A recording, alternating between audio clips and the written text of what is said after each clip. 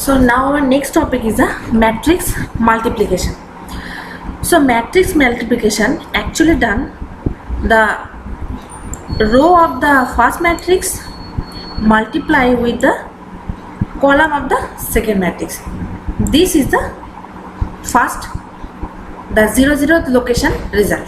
Similarly for the 0 1, next row is the 1 0 and 1 1. The resultant value is the this one.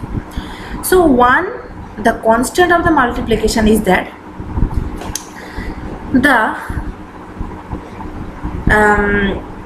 the size of the matrix.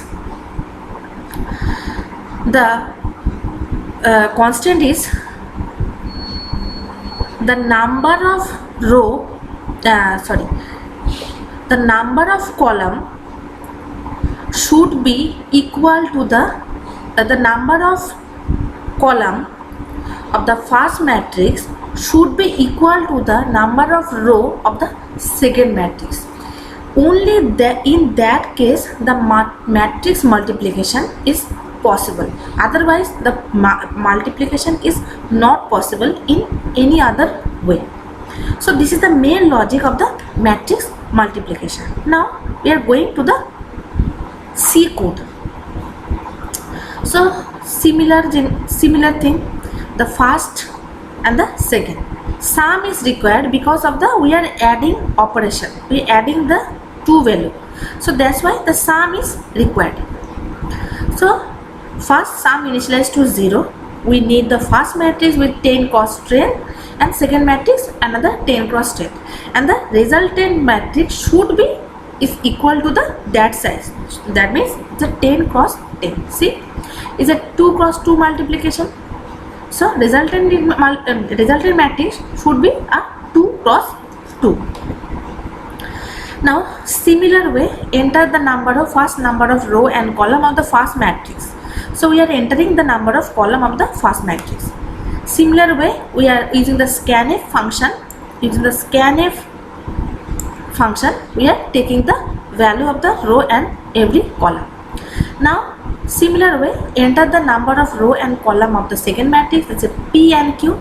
So first matrix we are taking the M and N. There's a M is a row and N is a column. Here P is the row and Q is the column. So the rules is until and unless the number of column of the first matrix should be equal to the number of row of the second matrix. So see the condition. If N not equal to P, that means the multiplication is not possible here. Else the multiplication is possible.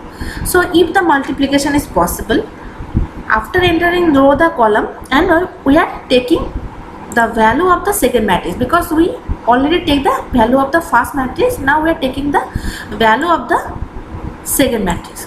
So using P and Q, this is P is a row and Q is a column. We are taking the second matrix. Now we are doing the operation of the multiplication.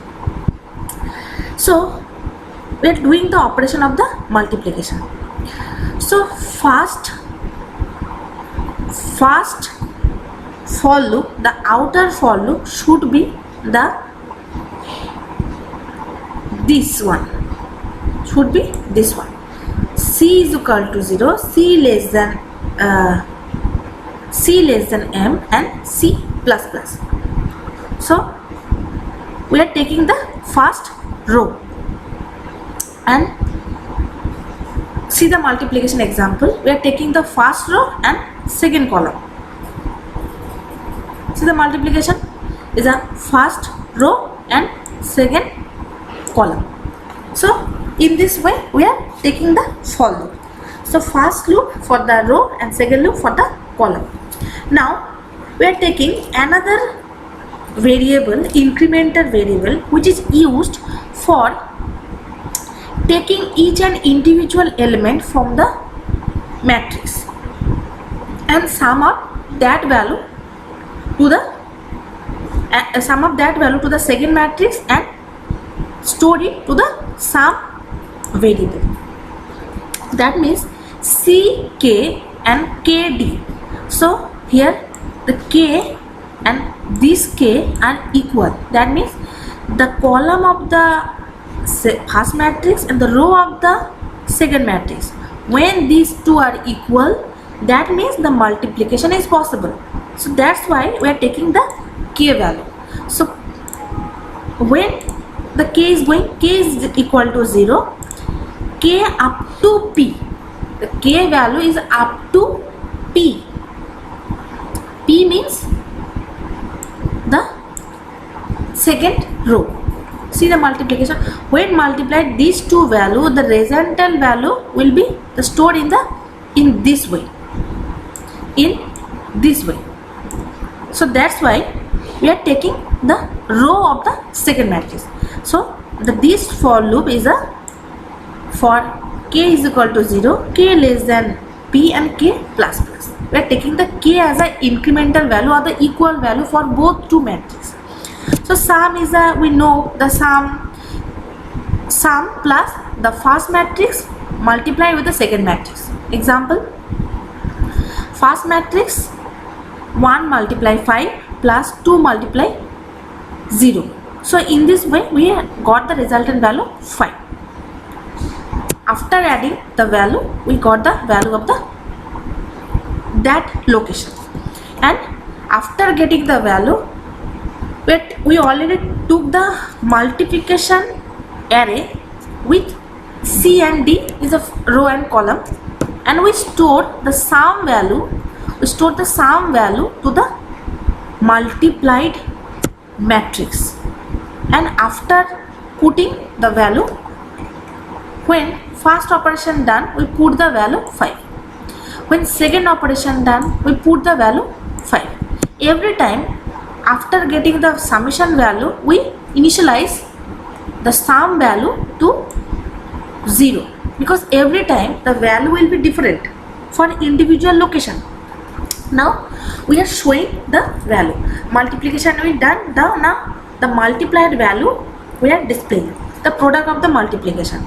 Similarly, the same loop followed over here, the whatever we used for the multiplication.